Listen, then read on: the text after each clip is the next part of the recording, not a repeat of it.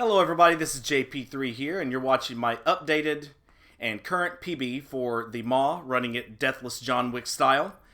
And I'm doing this commentary not live, because the commentary, I did not do commentary during the run to kind of improve my concentration. And yeah, so I did a lot of things to save time on the Maw, including adjusting the Wick percent rules that I had for the original run. So if you watch the original, this one's going to be a lot more dangerous and a lot faster. A whole lot faster. And so we're immediately going to go down this little steps here, which actually isn't as dangerous as it looks, but it is pretty dangerous. That probably works about 60% of the time. And then stick the Sentinels, get this guy with the shotgun to come out and throw it to us if we can. Which, if he doesn't come first around that corner, then that usually doesn't happen, and you almost always have to reset, unless you're not concerned about time. Also, finding that pistol as fast as we did was good fortune. Again, if you don't find that pistol fast enough, or at least if I didn't, then I just reset and start over. That's the kind of craziness that I went through here. And, you know, basically, a lot of what you'll see here it comes down to being just much more bullish and getting some really good luck with how our sticks worked. So here, basically throwing that grenade and then immediately coming over and killing the hunters. That was an improvement over my original run here. And then we got really fortunate also, and the last guy standing was the plasma pistol guy, which meant that I could find his weapon really fast, which I need. A little bit of a slowdown here, but not really all that bad, because this is just a really hard part to do fast. That all went much faster in a lot of ways because most of the grunts had blown themselves up. This is the first slight bit of slowdown here. That grenade does not get any kills, so I throw another one here at, you know, some geometry, and then throw another one, and then throw a frag, and finally able to get a kill there. And then use the shotgun to take out the de-shielded elite. Use a frag grenade to take out the grunts that were remaining. Did not need stickies there. That's still pretty fast. This is another part where I'm pretty bullish. Go right into here and start killing these guys. You can't go too far into here, or that grenade that you stuck him with will despawn and he won't die. If you stand too close to the wall behind you, the damage comes through the wall and de-shields you. The explosion comes through the wall and de-shields you. It doesn't usually do health damage, but it de-shields you. But it's basically a race to get to this pillar, which won't, you know, the whole Cortana thing and the cutscene won't activate until you kill everything, including infection forms if they follow you into here. Found that out. But got two great sticks there. They killed their buddies. I've decided the Sentinels are the hardest enemy to stick in this game. Especially maybe whenever they are shooting at you. Whenever they notice you, they'll kind of start flying, swaying side to side. So a little bullish there. Maybe not any more so than I was already. Kill the Reviver. This is another part where I'm being pretty bullish. I like to go ahead and get these guys and kill them myself. I can pick up grenades that they drop. Also, I don't have to wait for the Covenant to kill them. They're not going to kill the Covenant. They're not going to kill the Covenant 99% of the time. So, in order to save time, this Reviver cost me time. I would have went right in there and went after this Hunter if it weren't for him. But I had to pause a little bit there because I didn't know if the Hunter was ready to shoot him and then would shoot me instead, or blow up grenades around me, attempting to shoot the Reviver that's no longer there. This stick is absolutely imperative, and it's also imperative that it takes out all of the other Sentinels. That's where I stopped a lot of runs there, because I'd miss the stick, or I'd only get like 2 or 3 kills, and then you've just wasted a lot of time. Same with that stick. And same with this stick to a large degree.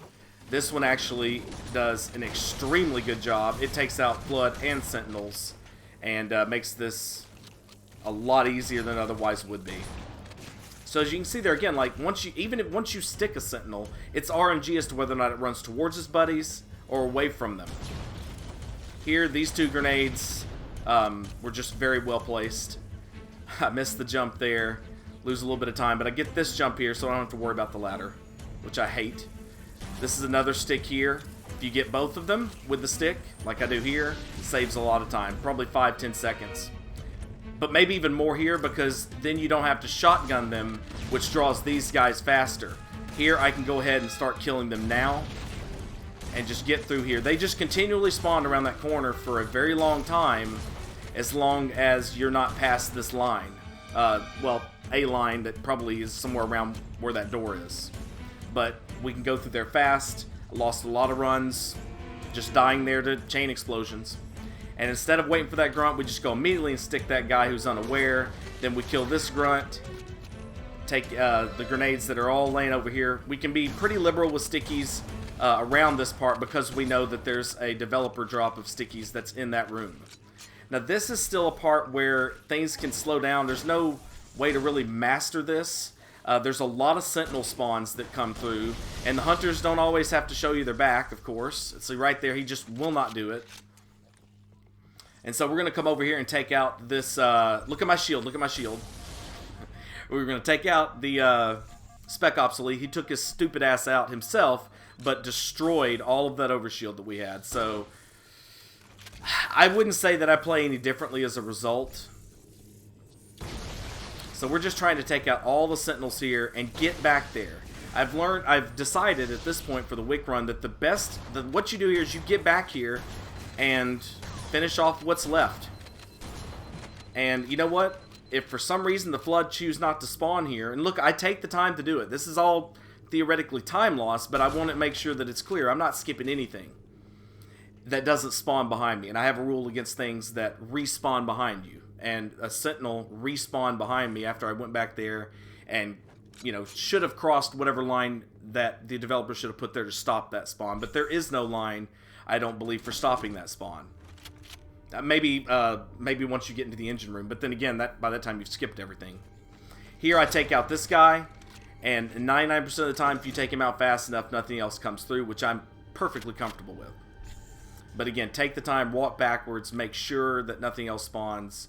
And again, anything that spawned back there, that's behind me now. I went back there, I went to the end of that hall, that little nook there rather, and cleared it out. So this is going to be the biggest time save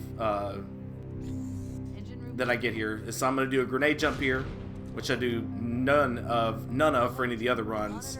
Get up to this side first, and you'll see why. And then I'm going to take out 2 engines on each side at once, so to speak.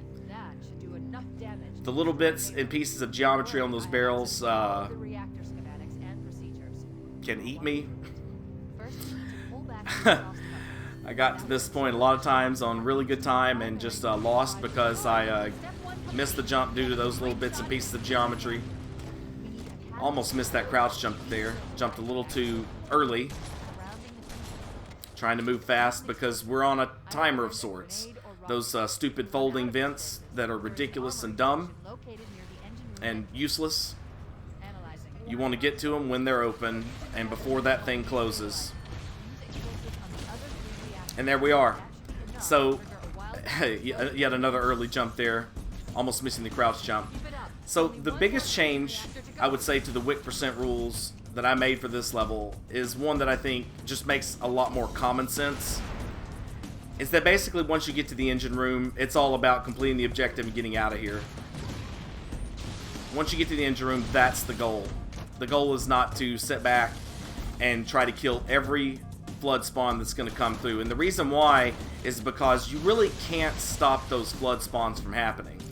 For some reason, I superstitiously throw out the plasma grenades in the hopes of clearing all of them off of this elevator here. But I don't think those explosions, as you can see there, ever detonate the plasma grenades. So that's probably stupid of me.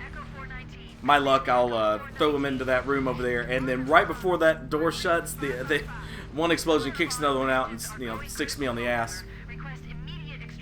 But yeah, so once you get to the engine room, there's a lot of what I'll call spawn trigger corners in that room, and you can't ever fully clear out the Flood as a result with any amount of confidence without just spending, you know, literally probably 5 or 10 minutes in that room alone just cleaning out any Flood that could possibly spawn.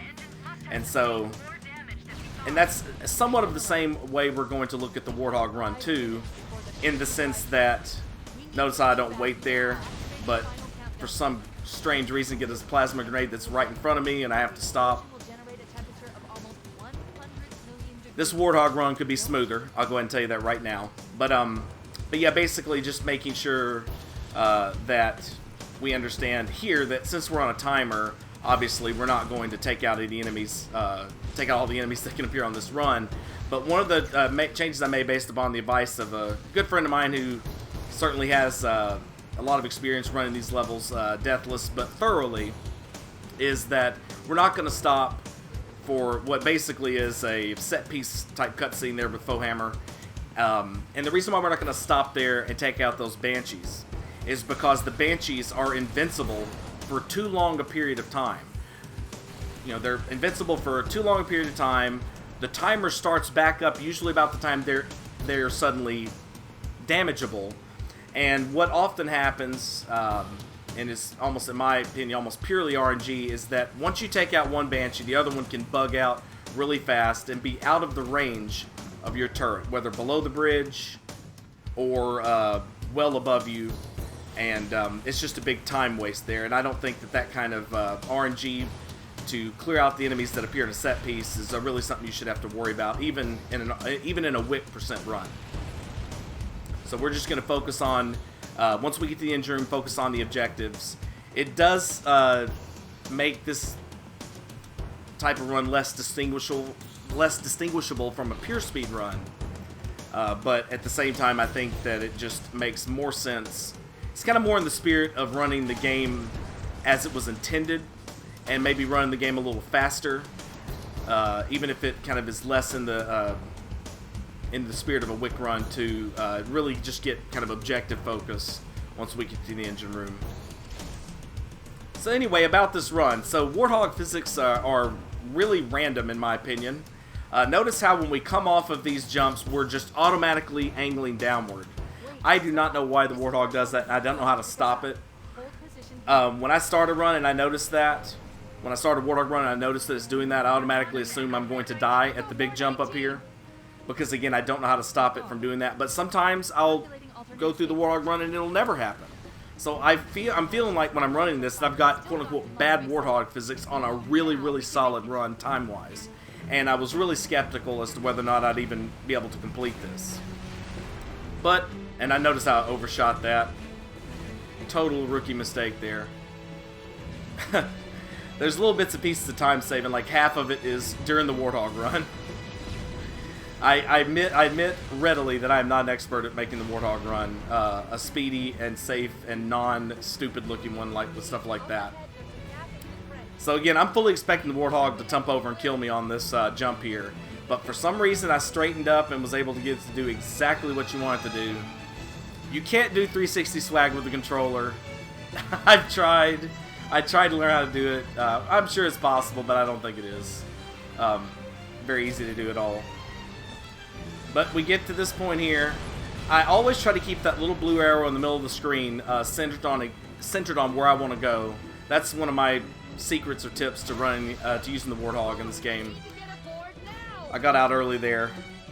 I do still think you kill all the enemies as you walk here. You know, just don't miss grenade sticks and look like an idiot. But notice how much of the flood's taken out here by the Spec Ops elites already. This is the one part. Come on, it's the one Wick part here. You take these dudes out. You take them out, man.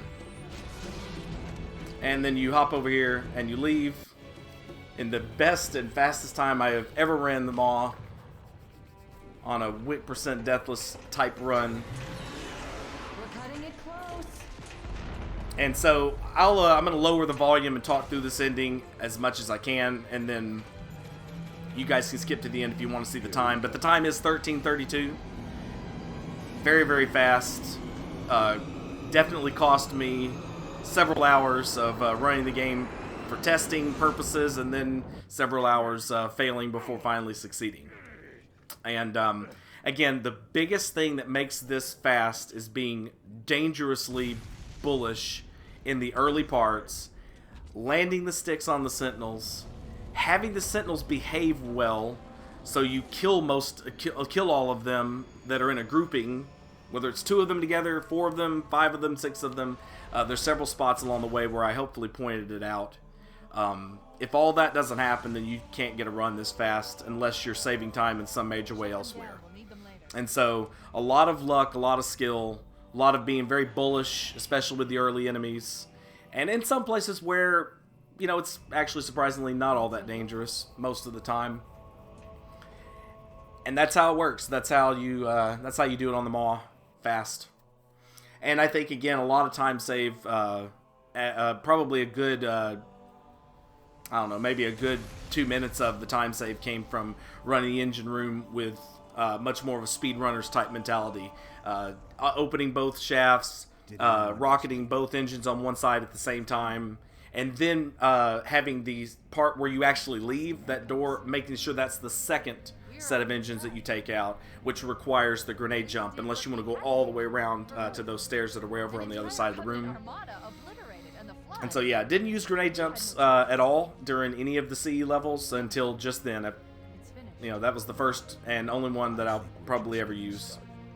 It saves a lot of time, and if you have some overshield there, it will soak up a lot of that. You won't usually take health damage, but as you saw, my shield got decimated by a Spec Ops Elite who blew himself up, unbeknownst to me. Completely impossible to have anticipated that. I don't think I've ever seen him do anything like that before. I've seen him be dead back there. I didn't know how he died. He probably died by something like that, but I've never been there and witnessed it, so to speak, the way I did.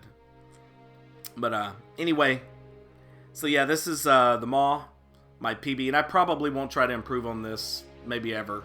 I'm still going to work on some of the other levels. Hell, I might even come back to the library, which I posted beforehand, a second run of it, but this one's done. I don't see, there's so many things that went right here. The skills were all in the right place. Didn't make too many mistakes at all.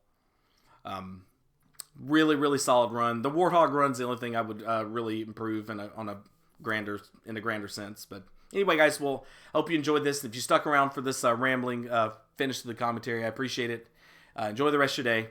And up next will be the next crazy run I try to make faster in some crazy fashion. All right, guys, bye.